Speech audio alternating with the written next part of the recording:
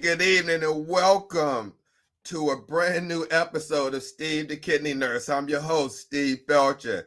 How'd you like that new intro? It wasn't rough and tough like I was in the jungle of the streets. But no, I thought I would mix it up a little bit and have some nice music for my intro.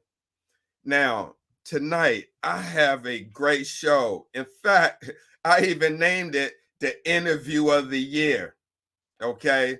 Because if you don't know this gentleman I'm about to bring up, you're going to know him tonight. We're talking about James Fabian, also known as DADVICETV. He's a kidney health coach. Now, he's been on my show before. In fact, we've done multiple shows together with our sponsor, Kibo, makers of Renadyl, the probiotic. However, we never talked with James and sat down and had a one-on-one conversation with him to find out what makes DADVICETV tick. How did he get where he's at now? And if you didn't know, James has over 200,000 YouTube subscribers. Now, when James come on, he's a modest guy. So even though I say it's over 200,000 to make it look good, he's going to say it's 201. But that's okay. But let me give you an intro to his book, okay, before I bring him on. James Fabian, a devoted husband and father, has emerged as a passionate advocate for kidney health following his personal battle with chronic kidney disease, or CKD. After being diagnosed, now check this out, after being diagnosed with stage 5 kidney failure, he was at the end of his ropes and really didn't know it until they told him, and given just a mere 45 days to live without dialysis, James embarked on a transformative journey to conquer CKD. Nearly 5 years later, here we are today. He has successfully defied the odds and avoided dialysis. Armed with invaluable insights and effective strategy, he now shares with others facing similar challenges in his first book, Conquering Kidney Disease, A Survivor's Guide to Thriving with CKD. Ladies and gentlemen, let me introduce my guest, James Fabian. Let me give him our guest intro.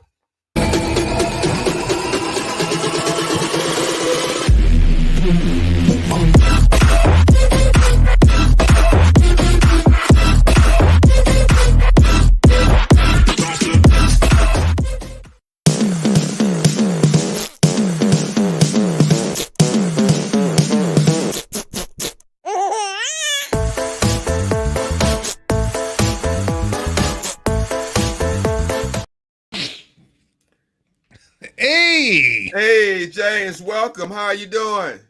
Hey, doing great. And you were right. I would say over 201,000 followers, but I like to stick with the big number. I like to look at how many times all the content has been viewed. Can you guess how many video views, you can round it up to the nearest million, I've achieved with all the content out there to help people with kidney disease? Take a guess. About 20 million. You're off by 10 million. Over 30 million views. Wow. Wow. I hope to one day achieve those type of numbers. You're going to get there because wow. I'm pre-dialysis and you're the dialysis expert. Together, we got the entire spectrum covered. Wow. 30 million. Wow. Now, if only all of them would subscribe, that would be fantastic. But hey. Hey, so James, as I mentioned, you've been on the show several times, but we had topics that we were talking about tonight. I wanted to just kind of focus on you because you put out all this content, over 30 million views, 201,000 subscribers. You have multiple professional guests on your show, and you just released your first book, Conquering Kidney Disease, A Survivor's Guide to Thriving with CKD. Yep, and as you and I were talking before, this is my first book. The second one is coming out very soon. Wow. Conquering the Kidney Diet. Wow, that's awesome, man. Like I mentioned to you, I'm just finished my second book, and I was just sitting here thinking, I talk about chronic kidney disease from a different perspective. You advocated from a different perspective, but it all comes full circle. But with that being said, it's just ironic how you and I seem like right now, I haven't seen any other books geared toward dialysis patients, and it's like you and I like out there on the front runner. Well, I don't know, haven't really went down Amazon list, but I have. You're 100% right, Steve. Before I wrote my book, and the reason I did write it was because I looked out there and I've purchased practically every book out there, even the ones pushing the fake cures, the books that are dangerous if you follow their instructions. I've purchased all of those. I purchased so many of the diet books, and they're all pretty much a cookbook with a little bit of instructions. And there was nothing that really covered everything for me from a kidney patient point of view. There's a good one out there written by a doctor, learn the facts about kidney disease, and there's a bunch of bad ones. And when it comes to dialysis, it's the same thing. There's not a lot really out there that is from the perspective of us living in the kidney community, being an advocate of kidney disease, trying to help people live better and live longer with kidney disease. So I pretty much went video by video and summarized all my videos, almost 300 of them. Wow. And I'll tell you, my videos in the beginning were really bad. I had no clue what I was doing. I was just making videos, talking about stuff that I was learning. It was painful for me to rewatch myself, though I was a lot thinner and I missed that part of me. Yeah, right. But I went video by video and I started writing down notes about it. And then I compiled all of that into a book and then added a few stories and a little bit more in there.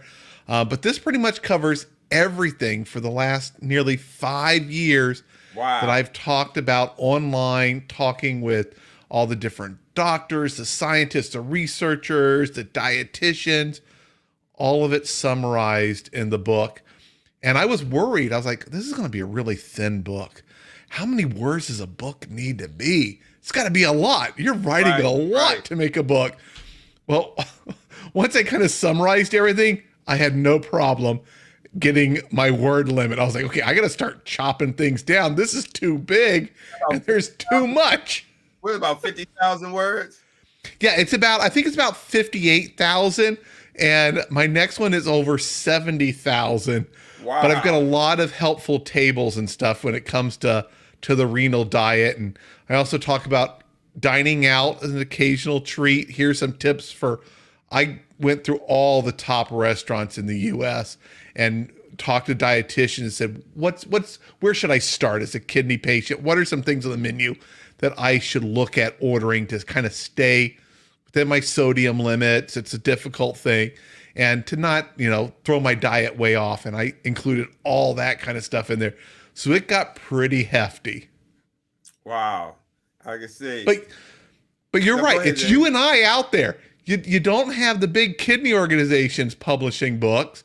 Matter of fact, they're not even publishing much content online for the regular user. Absolutely. It's very technical. And you and I, we make it real. We make it real easy simple. to understand. Exactly. And some of it isn't pretty. And we're going to let you know so you're not surprised.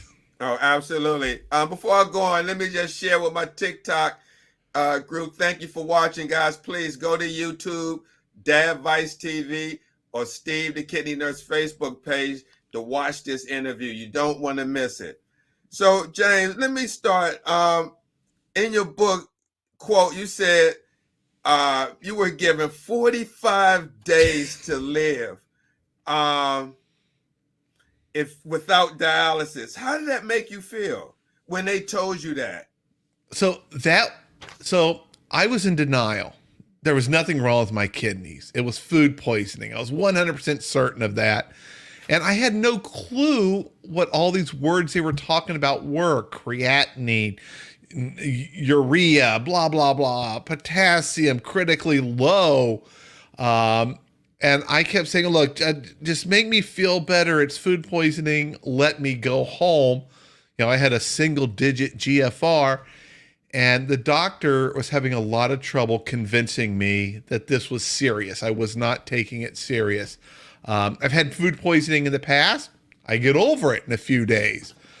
And at one point, to get me to realize it, and it was kind of, she didn't have the best patient skills, but she got frustrated and she said, look, this is extremely serious.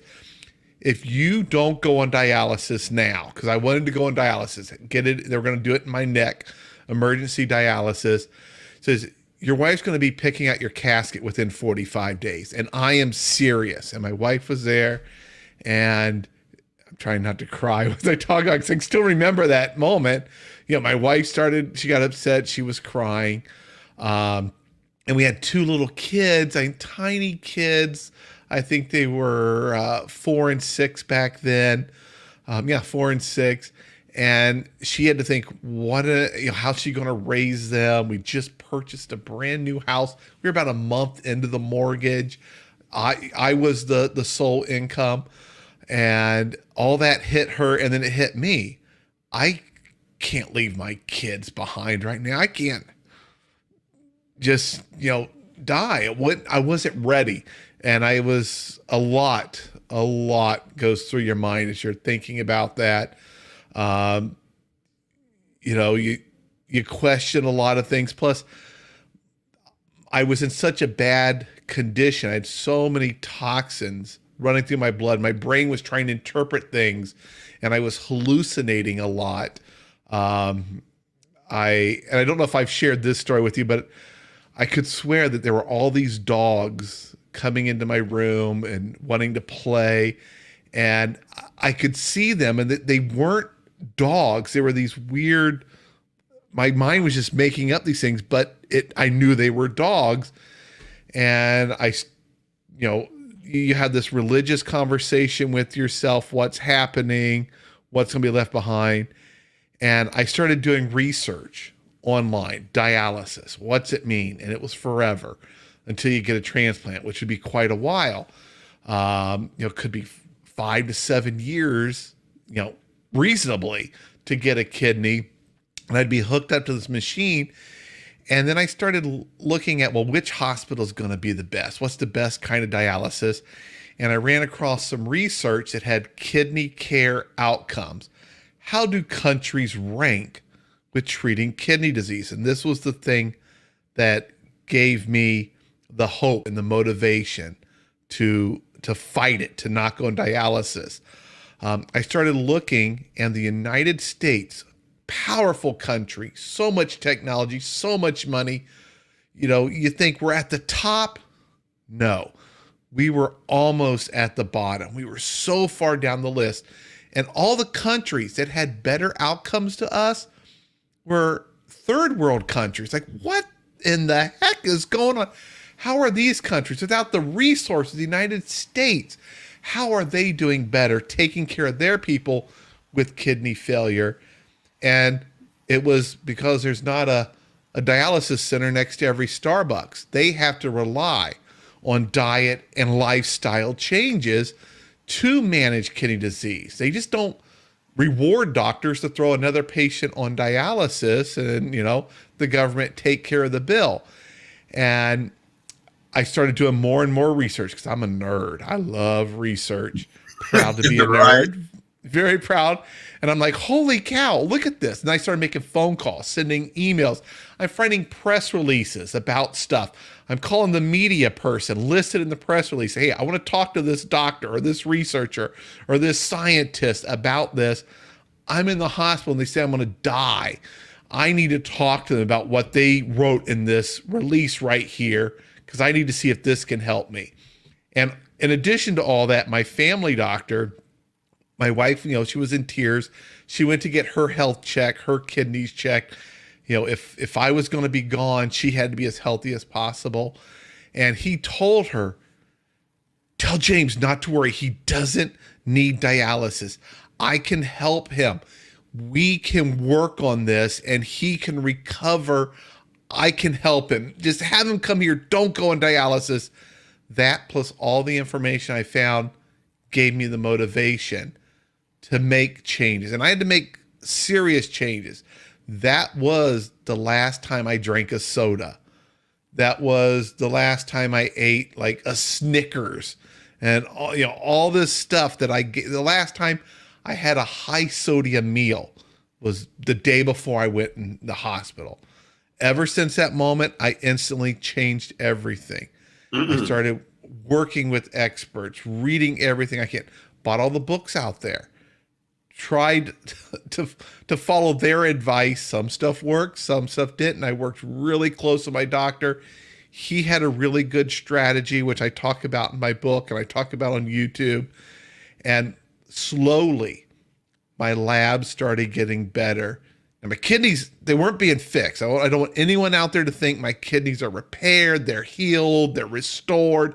No, they're just as bad today as they were when I spent a week in the ICU.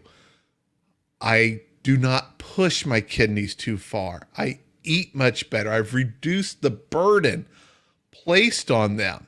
And Renadyl is one of those things that I take that helps, you know, me kind of in the intestine start grabbing some of these bad things and let me, to be straight, poop them out instead of going into my blood, that my kidney doing the work to pull those things out of my blood.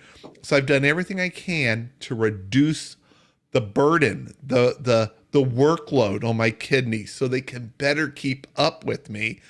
And that has allowed me to slowly improve my labs, had serious anemia, started eating a lot more iron, cooking with cast iron cookware so that all the food got infused with a little extra iron.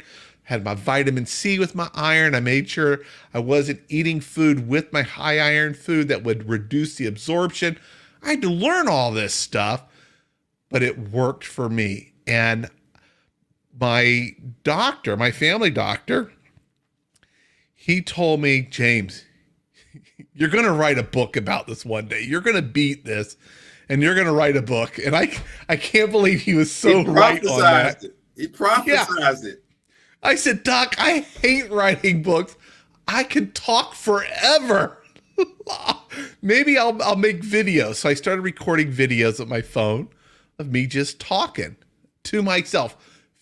Current me talking to future me, talking to past me with advice and encouragement to keep going. And here's where I stumbled. Here's where I made progress. Here's what I learned this week. And I did it consistently every week.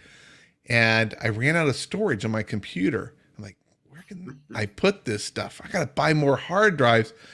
I have a lot of tech stuff, but I'm not rich. It's like, this stuff costs money.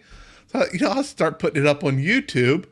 And I'd always planned to make a YouTube channel called DADVICETV. And it was going to be dad stuff, like how to teach your kid to ride a bike, how to teach your kid to fish, how to teach your kid to fly a kite, the dad side of raising a kid. That's what it was going to be. But I thought, I'm a dad. This is advice. It fits. It'll be about kidney disease and living better. I started posting it there. People started watching, commenting, and slowly subscribers started subscribing. And the subscriber number, we like seeing it go up. That's great. We all look at them. We're like, yeah, woo, we got more. But the subscriber is not the viewership. It takes a lot on YouTube to subscribe because you can watch everything without logging in. So you get a lot more views than you do subscribers. But it just started growing. And as it grew, that made it easier to get experts. And along the way, you and I got connected, and we would be on each other's shows, helping each other grow, trying to reach more and more people out there, because both of us. And I need subscribers too. Yeah. The important reason to subscribe if you're out there is so that you get notifications when there's someone here streaming, sharing information, helping you live longer and live better and thrive with kidney disease. So make sure you guys do subscribe out there. Oh, absolutely. Absolutely. James, look, you also quote, after being diagnosed with stage 5 kidney failure and given a mere 45 days to live without dialysis, James embarked on a transformative journey to conquer kidney disease. Chronic kidney disease. My question is, how did that transformation take place? How did that look like for people who watching that may went to the doctors and told they got stage 4, stage 5, or stage 3? Saw one guy, Miss Robin, said, I think she has stage 3. For you, how did that transformation look like? So here's the good news. There's a lot of stumbles along the way. Don't feel bad if you stumble, for those that are out there. What I discovered when looking at why do these other countries do so much better than the United States, it all came down to diet. That was the one thing that people could control. And as a kidney patient, we lose control of so much. We're told, reduce sodium, none of this, reduce this, watch that. All these freedoms we had in our life choices, the things we drink, the things we eat, so many of them were taken away from us. But learning about the diet gave me freedom back. It gave me power to make choices. And I had to learn. So I started with learning how to control blood pressure. That was a priority. What impacts blood pressure? I worked with my doctor, talked to dietitians, and it took me a long time to find a dietitian that I really felt good talking with, but we just did little steps. And I set a big goal. I wanted to get to stage 2. Didn't know if it was possible. Who cares? I'm going to try. I'm going to give it my best, see if I can get to 2. I made it to 3. That's awful close. Very happy with that. But I would make little tiny goals, like get my blood pressure under control. That meant getting my sodium under control. So I just focused on that. Where's sodium at? How can I reduce it? How much should I have on my labs? What should I look for that tells me that my sodium is correct, that I'm in target? And I worked on one item at a time. Blood pressure and blood sugar, 2 things that accelerate the damage to your kidneys. I did not have diabetes, so my blood sugar was fine. I didn't have to worry about that. My A1C looked good, so I focused on blood pressure. Once I got that done, I started working on something else. My potassium, it was too low, which is an odd thing for many people with kidney disease. How can I get it in range? Eat more. Well, how much do I got to eat? Does it matter when I eat it?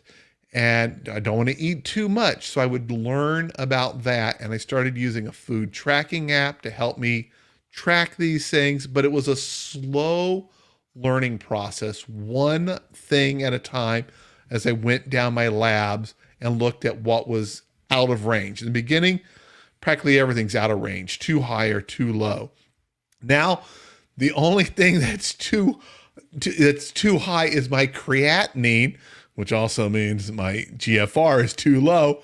Everything else of mine, I keep right there in the range, the normal range. I did have a bout where my uric acid got too high, got some gout, got medicine for that. Boom, got it down. Made a few adjustments to my diet. Uric acid is one of the things where diet can't impact it too quickly. So I relied on medication for that. But it was a slow process, and I made mistakes along the way. Sometimes I'd overshoot something or do too little of something. I have a funny sodium story. I had the first time out of the hospital, my wife made dinner, 0 sodium. She made me some meatless chili with no sodium. Steve, I don't know if you've ever eaten anything with no salt. Yes. We need some salt badly. It was the worst chili ever. You couldn't eat it. And then I started having all these muscle and nerve issues because I cut too low on sodium. I was trying to do 0, which you can't do. But that's my solution, or the way I approached it. It was one thing at a time. And I went cold turkey on the things that I could right away, like drinking soda. Stop those right away. Stop going to the fast food window. No more Wendy's, no more McDonald's, no more Burger King. Now I do them as an occasional treat, and I'm careful. I watch that sodium. I'm like, go up to Canada because it's real close to me. Their food's much better at their fast food. Go to their McDonald's. It's high sodium, so I got to have a very low sodium breakfast and a very low sodium dinner. But I keep balancing those things out. But it was just one step at a time. It's like eating a giant sandwich, one bite at a time. You can't do it all at once. Dive in. And if you make mistakes, learn from them. Don't punish yourself. We're all going to make mistakes, and we will make mistakes. And that is normal. We can't all eat 100% healthy, 100% perfect every single meal for the rest of our life. You can treat yourself and look at it as being a treat when you do go off your diet. Don't punish yourself. Absolutely. I honestly agree with that. Now, James, let me ask you, with 201,000 YouTube subscribers, do you feel a responsibility to each one of your subscribers? Oh, they're family. Now you're going to make me cry when I talk about this part. I get to know so many of them so well. And if you read the dedication of my book, there's a list of names of subscribers that aren't with us anymore. And it's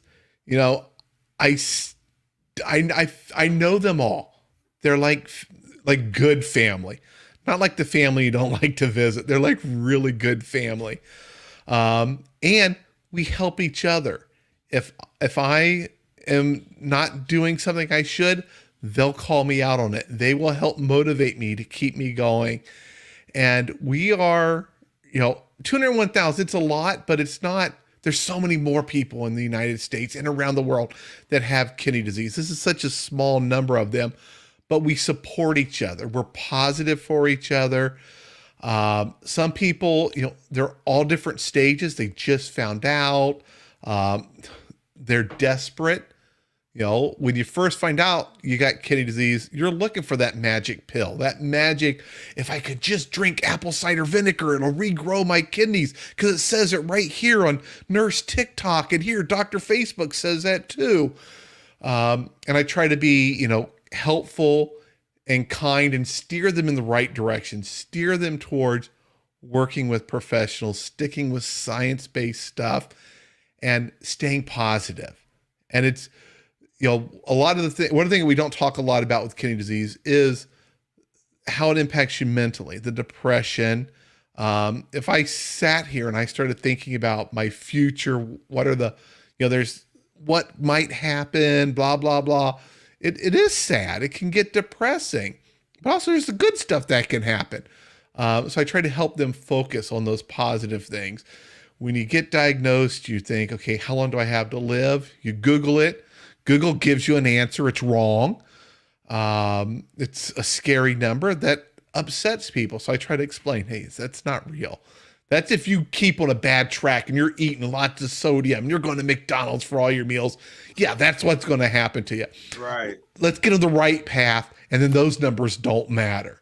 You can beat this. And I try to give them encouragement. But yeah, I feel connected to all of them. I recognize them when I see them online. Sometimes we run into each other out and about, and I am more than happy to chit chat with them, take pictures with them. My car was wrapped. I just got a new car a few months ago. It's not wrapped.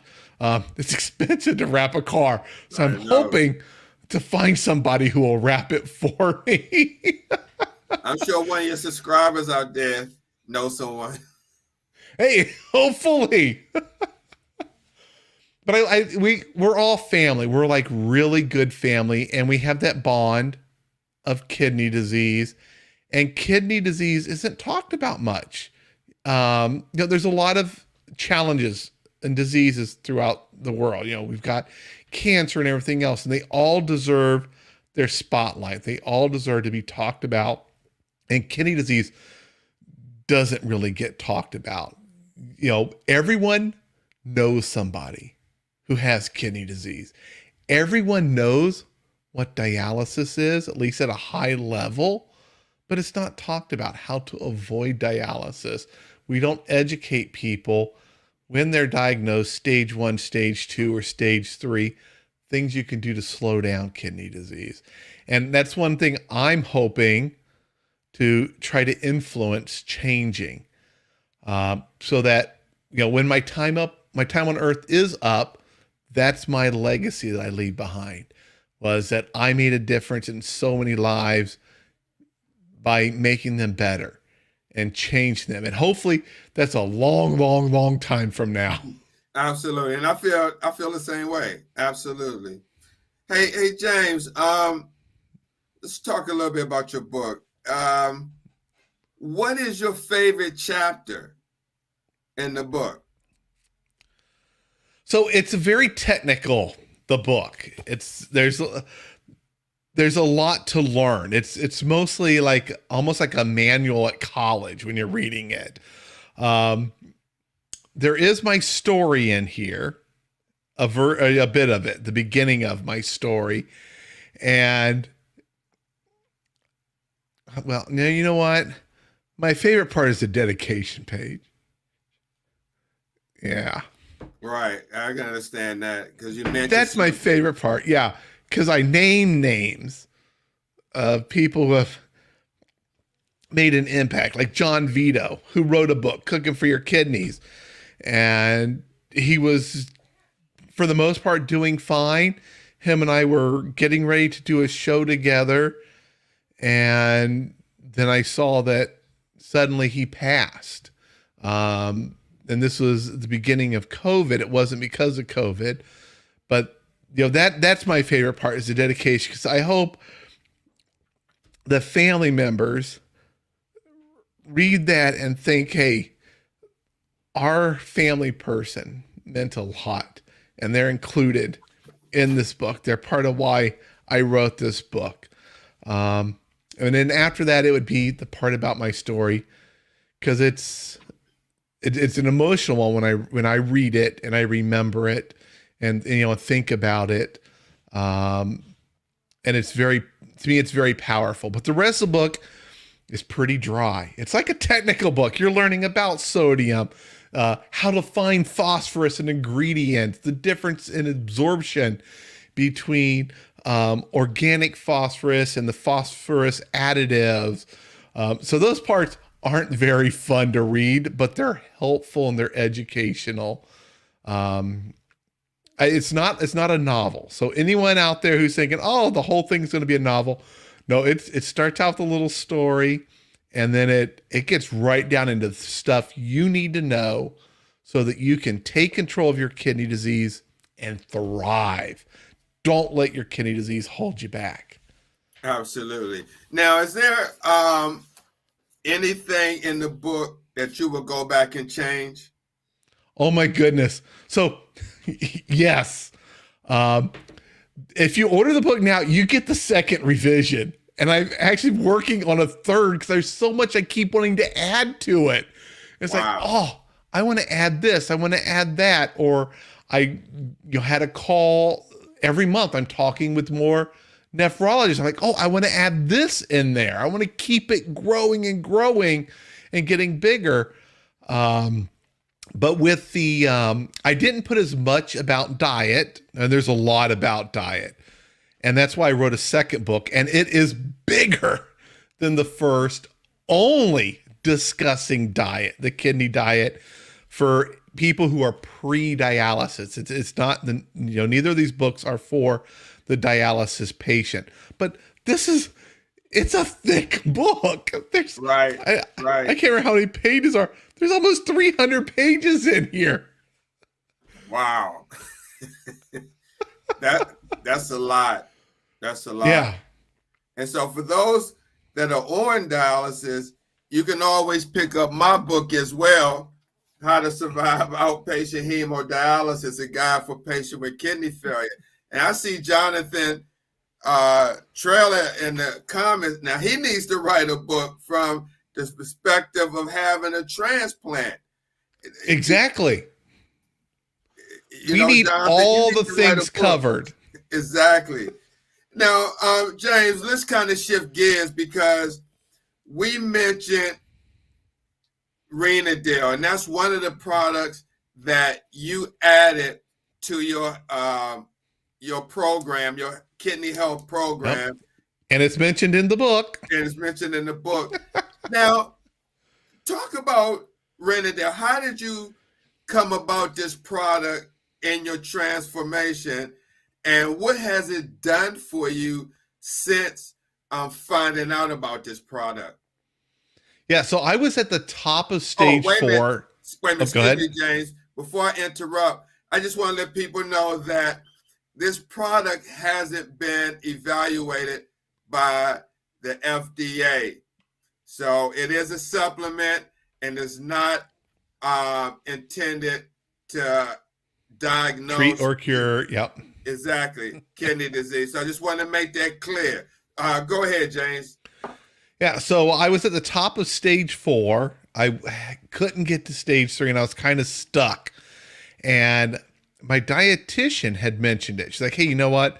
Gut health is very important. And I've been reading about this. Not a lot of people knew about Renadyl.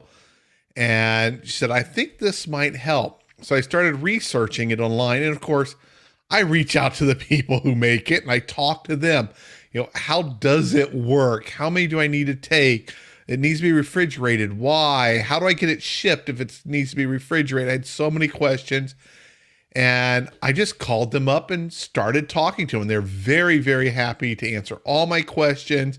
They even got me a nephrologist to talk about because I'm always looking for, the nerdy side of stuff. I want to know all the details. And I ordered it and started taking it. And they told me, you got to take it for at least 3 months. Well, I was getting labs, I think still once a week at that point in time. So I was like, this will be easy. I can prove if it works or not for me. I can get labs, start taking it, and keep taking labs and see what happens. Is there any difference? And I took the labs and I created a video at the end of my 90 days. Here's my labs before, here's my labs after. And that was what allowed me to cross that line, get from stage 4 to stage 3. But most importantly, it helped me with my BUN. The blood urea nitrogen, mine was always so high, always like 80s, maybe down in the 70s. It was so difficult, and it got it down, I think, to 31, which is just above like the normal range. And I was thrilled. I had no side effects. I just take them, the 2 pills in the morning, and I go around, doing my normal stuff the rest of the day, trying to eat healthy. Of course, I took it over the holidays, Christmas, and I ate some things I shouldn't over Christmas. Like, oh, darn it, this is going to taint the results. They're not going to be as good as they can, because now I'm eating some chocolate and some candy. We have Thanksgiving and Christmas, but no, things went well for me. So I've now been taking it every day since then. In my little freezer right behind my chair, or my fridge, are my bottles. And it is a part of my entire overall strategy to reduce the burden placed on my kidneys. And when you look at what it does, that's what its goal is to reduce the burden. It's kind of like Pac-Man inside your intestines. You eat your food, your stomach breaks it down. Then when it's inside your intestines, getting ready to be absorbed into your bloodstream, which then means it goes through your kidneys, and they've got to get rid of the toxins. There's like these little Pac-Mans in there eating up some of those toxins and waste products. And then when you take a dump, whoop, they go down the toilet, you hit flush, and your kidneys never saw those ones that went out the other direction, the other way. Oh, absolutely.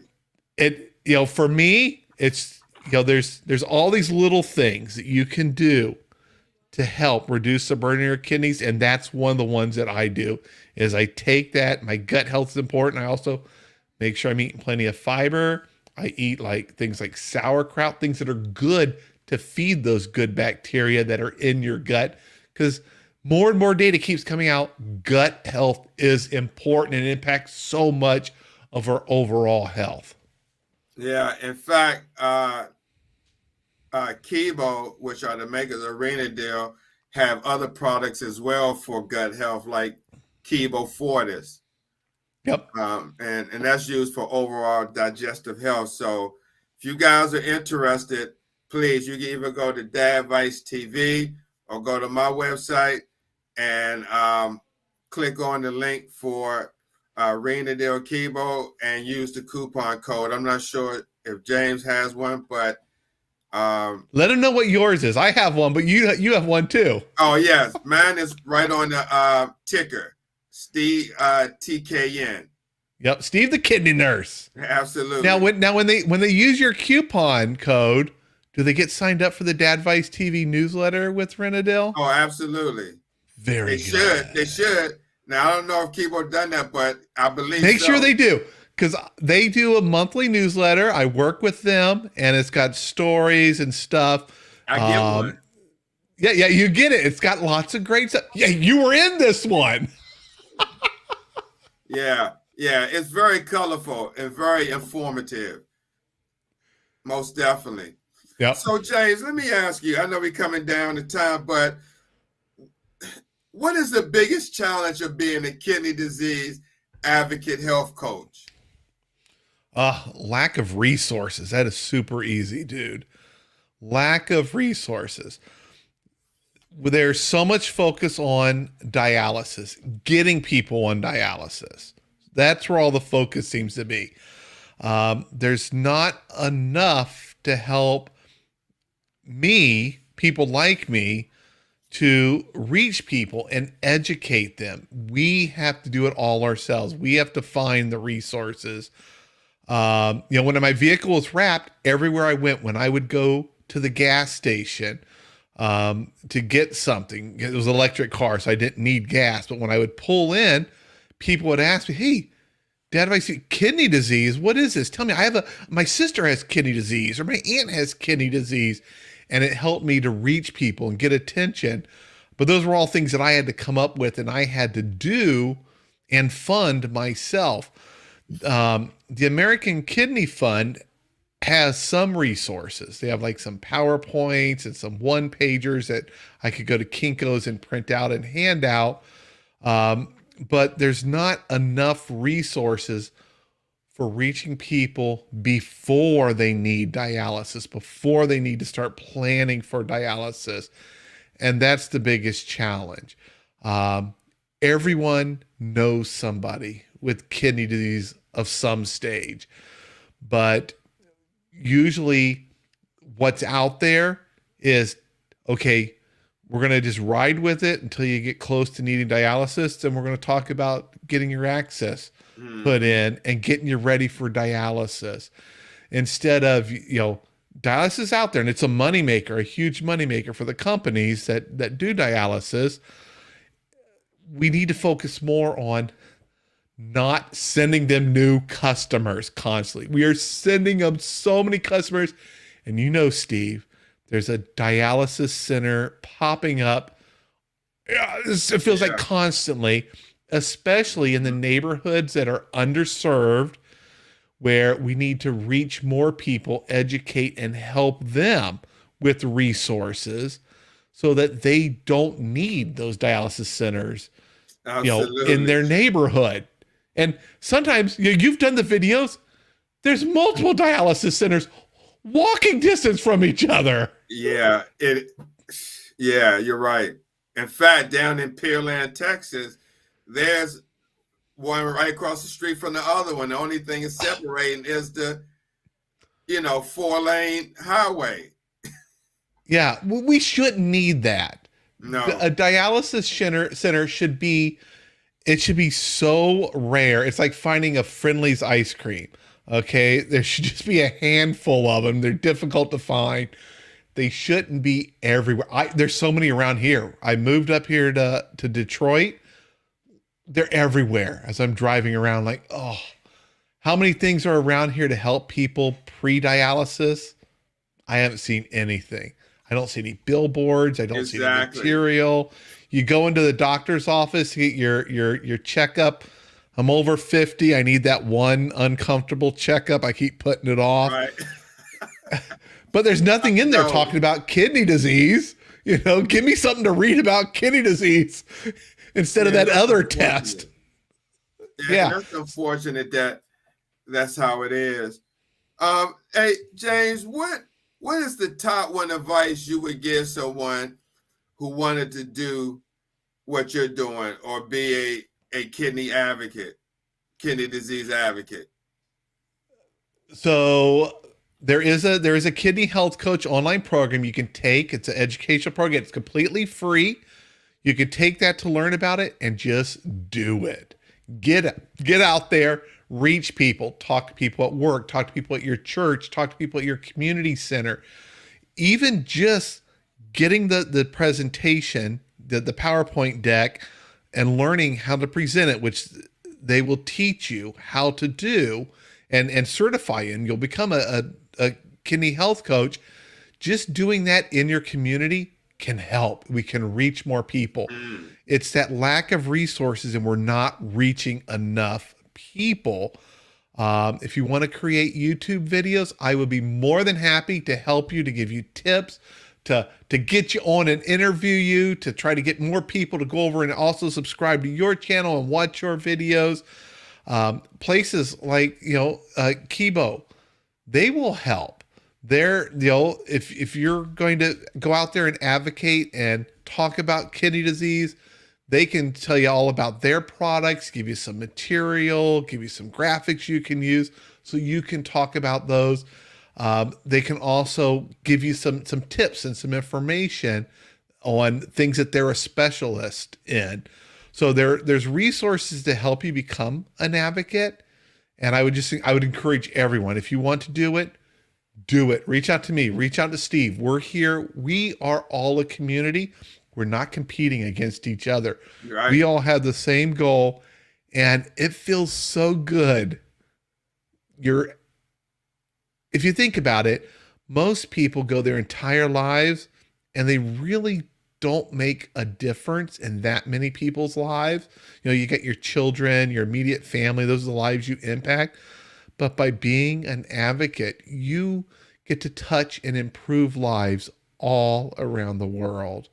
And when something goes wrong, just normal life stuff, and you're like, I don't, little feeling a little bit down, you think about that. You're like, oh yeah, I helped that person. I helped that person. You got these emails where they're thanking you and they're saying, hey, my father's feeling so much better. Thank you so much.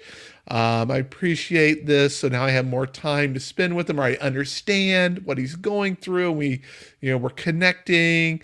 All that makes you feel better. You're actually impacting lives in a positive way, and it doesn't stop. You keep reaching more and more people, helping more and more people. So that's my advice. Just, I encourage you, do it. And we are all here to help each other, to work together. And if you're worried, oh, I'm just a small fish, no one will notice me. Look how big all the big kidney organizations are and the dialysis centers are. These big giant brands with all this money and all these resources and all this attention on them. How many subscribers do they get on YouTube? How many views do their videos get? Not that much. You guys, you're not a small fish. Get out there. You can reach people and probably do it better than these big companies do, who have all these resources available. That's kind of it in a summary. Yeah, I agree with you. And while you were saying that, I was just sitting there thinking, I think I've known you for about 5 years now. Yeah, from the beginning.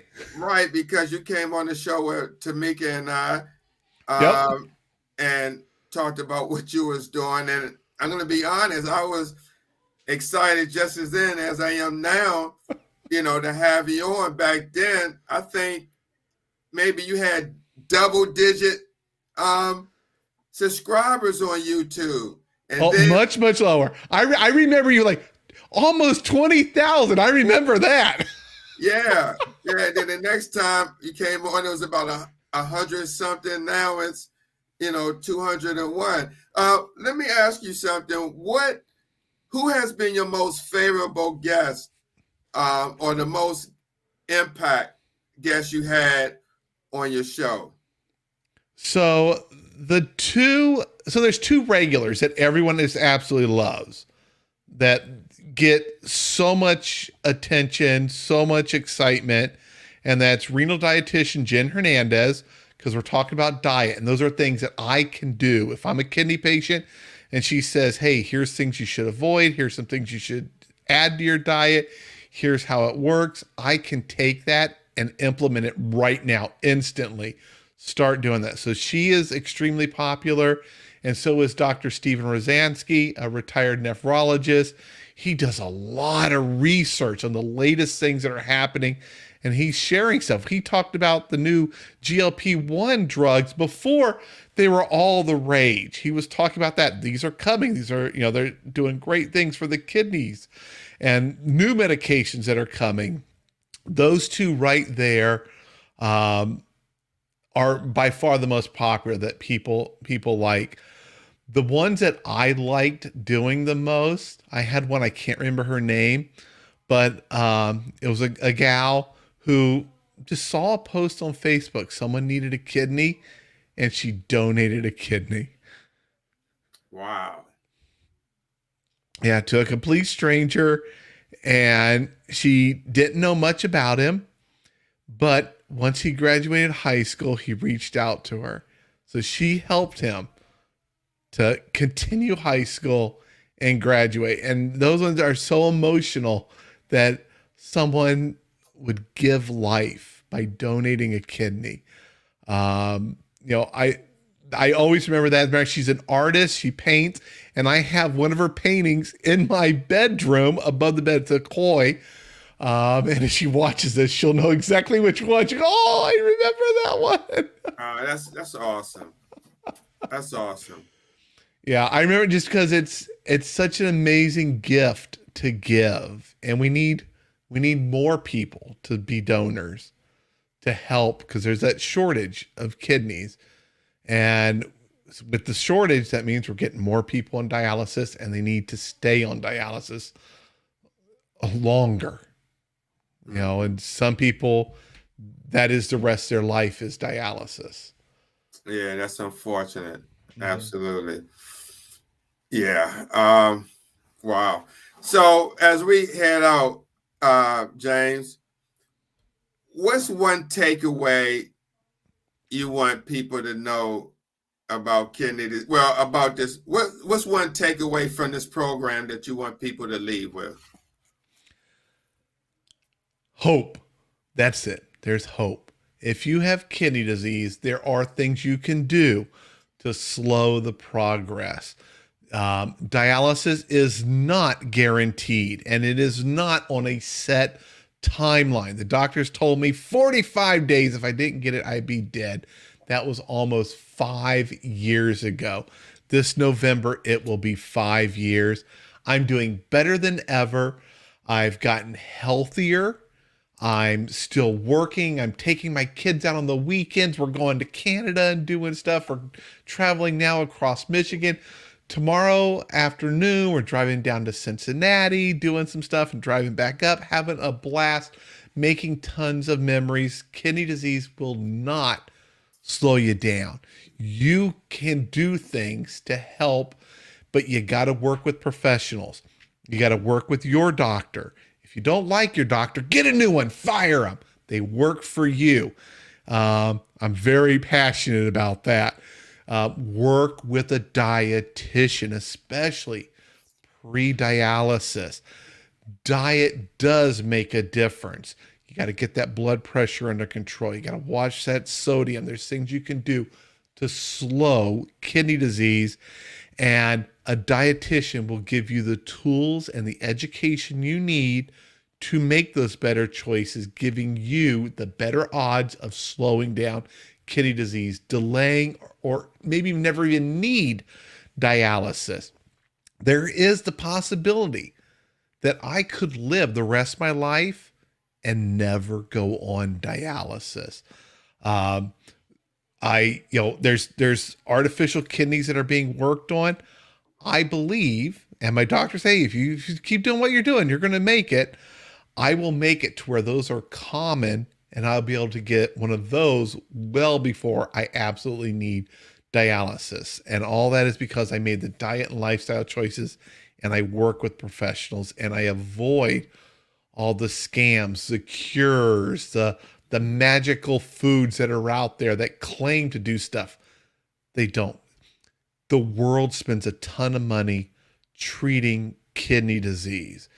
If some supplement that you could buy for $99 cured it, believe me, every country would be using it to save money on kidney disease expenses and the cost of what they're treating it. None of those things work. Stick with the scientific proven things. So I kind of gave a bunch of things there. That's what I hope the takeaway is. There's hope.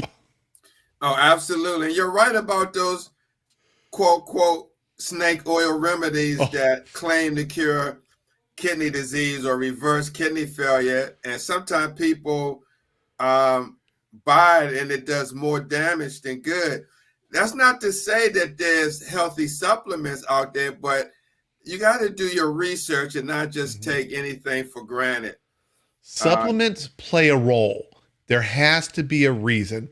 I think of it this way. It's a road. If your body's lacking something, you got a pothole. It's not good to drive through the pothole. I'm in Detroit. We got tons of them. So you can, if you can't get in your diet, you can take a supplement to fill in that pothole. You take too much, you got a speed bump. I don't want to be going 70 down the freeway and hit a speed bump. That's just as bad as hitting a pothole. So there has to be a reason, and you got to know why you're taking something, and your doctor and your dietitian have to tell you, yes, this is the right thing for you. Don't take the snake oil. Yeah, good analogy, James. Good analogy. James, please show your book one more time. Let people know where they can get it. And Conquering Kidney Disease, a survivor's guide to thriving with CKD. You can get self-published. Steve and I were both, like, hey, we're going to do it ourselves. We're going to get this stuff out there for people. You can get it on Amazon. Just go to Amazon, search Fabin, Fabin, my last name. It will pop right up, and you can get yourself a copy. Also, if you go to dadvicetv.com, I've got the ISBN number and all that, you could have your local shop order it. They can put it in their system. Barnes and Nobles, all the big systems can order a copy of the book. It's print on demand. That way I didn't have to print a whole bunch and ship them out and pay for them all up front. And it makes it easy for me to do revisions. You order one, you get the latest version of it. But they could get one, they could order it for you. And this is, I think I wish I had something like this when I was diagnosed. It makes it easier to understand, and it has a lot of hope in it. Wow. And I want to get me a copy. Wow. Just to have. Then we need to see each other and I'll sign it. And I've got your book. Yeah, absolutely. Ladies and gentlemen, James Fabian, devoted husband, father, kidney disease advocate, and now about to be a two-time author.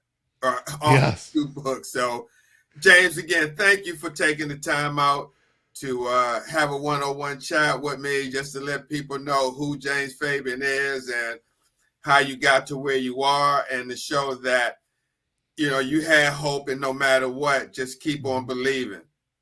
Yep. Lean on whatever you have to, your family, your faith, all of us that are out there in the kidney community, lean on that.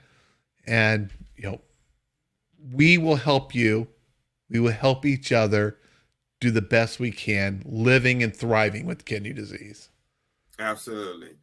All right, guys. James Fabian, aka DADVICETV. Oh, wait a minute, James. Before you go, Yep. When and can people catch you? What time? What days? Are you on hiatus? What's going on with the shows? So, because of the move, we're still moving. That's why I'm going to Cincinnati tomorrow. I'm driving down there, picking up a giant U-Haul, filling it up with stuff that's in storage and bringing it back. Because of that, my schedule's very odd. Jen Hernandez is on once a month, and we do a live Q&A, just ask the dietitian questions. Dr. Rosansky is on once or twice a month. It depends on our schedule. So I'm doing a lot less shows. Plus, I've been working on the first book, plus my second book, which is nearly done.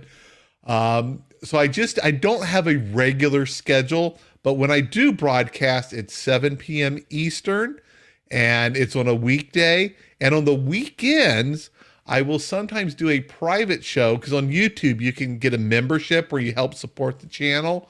And for those that have a membership, I'll do a live Q&A, Saturday morning, maybe 11 a.m. in the morning. I was like, you know what? I'm just gonna log in, start broadcasting, and the members can get on. We talk and we answer questions and we share things, and it's a lot of fun.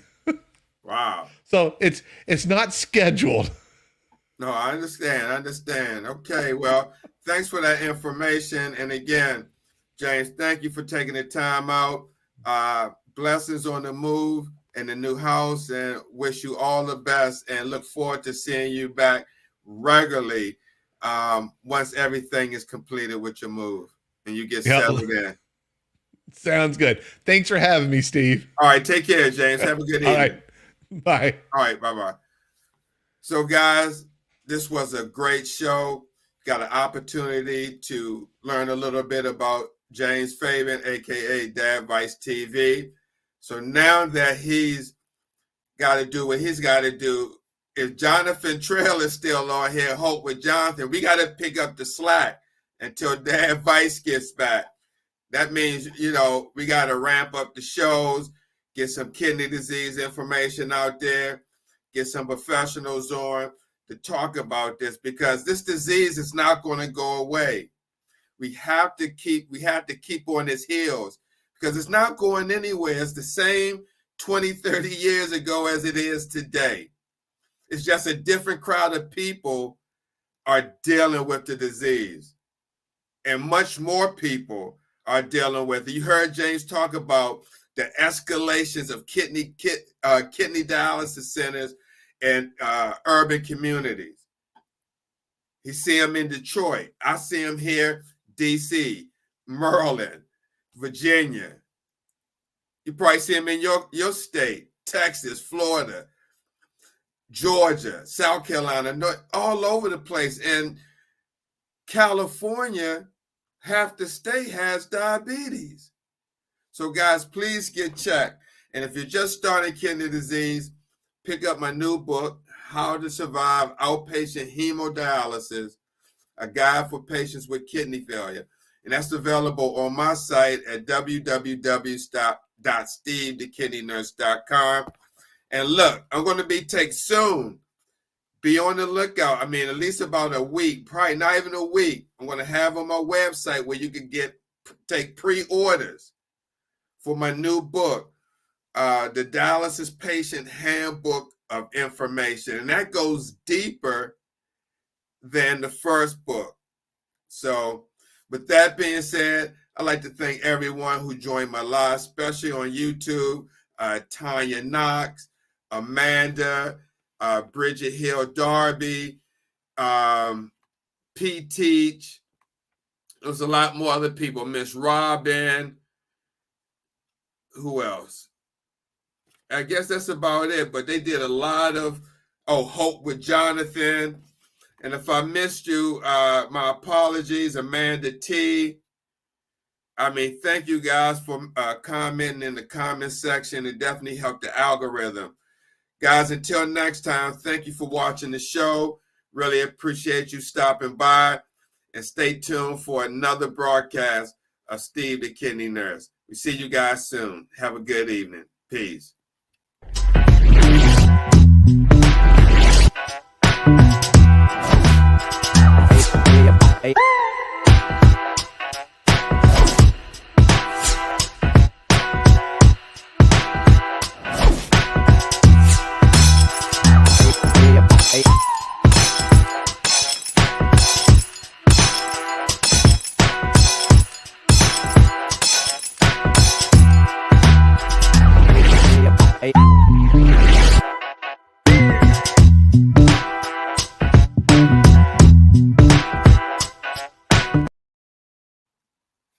Thank you guys for joining. See you later. Peace.